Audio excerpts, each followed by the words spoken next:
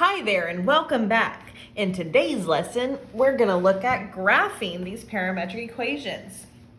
So what's weird about this is we are going to have three columns in our table, t, x, and y. T is always going to be given to you, not necessarily in the table, like, hi, this one's blank, but that t is always the interval. So from -1 to 3 is what goes in the t column. On this one, it'll go from 0 to 5. We get it. So this is what we're going to plug into our x and y equation to get these two columns, because if you notice, they're both in terms of t. So I'm going to start with -1, and I'm going to do the x column first. So if I plug in -1 into the x equation, that'd be x equals -1. Plug in 0, plug in 1, what? Plug in 2, plug in 3. So that was easy because it says right here x and t are the same thing. But now we're going to go to the y equation. So I'm plugging these t values in for the t in the y equation. -1 squared is 1, so 1 over 4.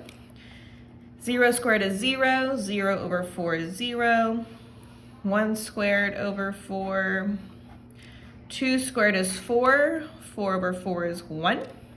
3 squared is 9, so I'll do 9 over 4. I'm gonna have to graph this, let's figure out. 4 goes into 9 2 times and a fourth, so 2.25.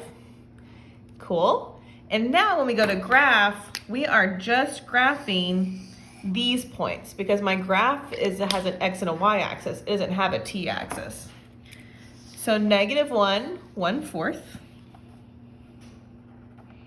0, 0, 1, 1/4, 2, 1, 3, and like 2.25. And then connect your dots. We don't draw any arrows because my interval told me how to start here and stop here. If it had said something like t is everything greater than 0, that's something where you can draw like an arrow, but we didn't have that. We had a starting and a stopping point. So make sure you connect all your dots. And that's it. Let's do another one. So this one, I'm gonna fill in my interval on the table. 0, 1, 2, 3, 4, 5. And now let's plug them in to get x, plug them in to get y.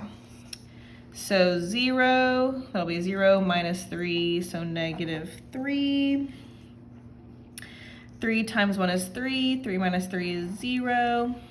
That'll be 6 minus 3, 9 minus 3, 12 minus 3, 15 minus 3.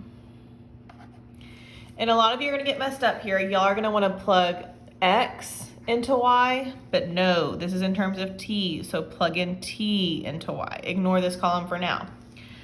So that'll be 0 plus 1, that'll be 2 plus 1, 4 plus 1, 6 plus 1, 8 plus 1, and 10 plus 1. So now here are the points that we're graphing. So -3, 1, 0, 3, 3, 5, 6, 7, 9, 9.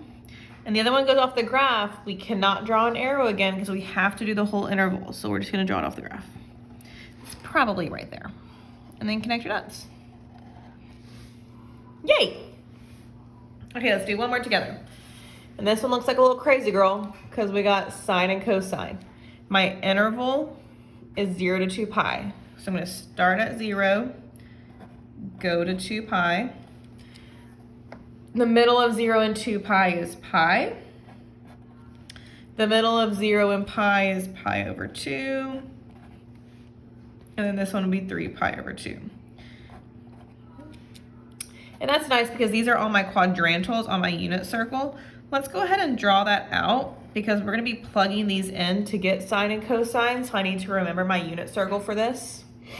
So over here to the right, remember, is 1, 0.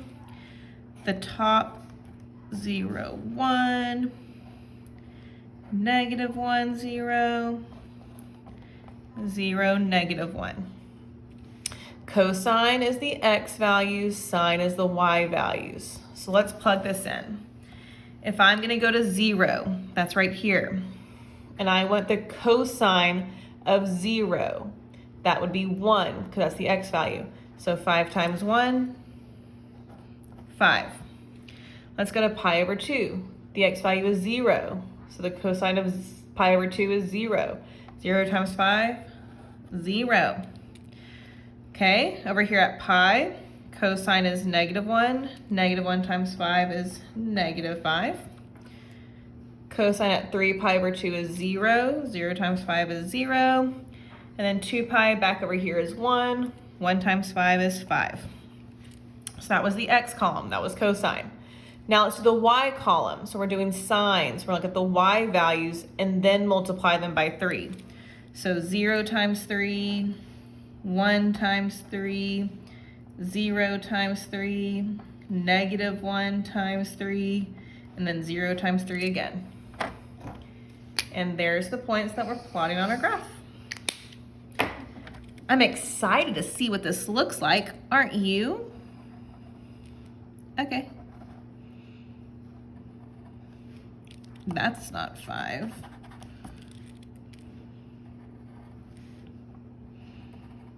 And then we already got that one. Oh my gosh, it's an ellipse. Cute. Okay, you give this a try on the next page. Bye-bye.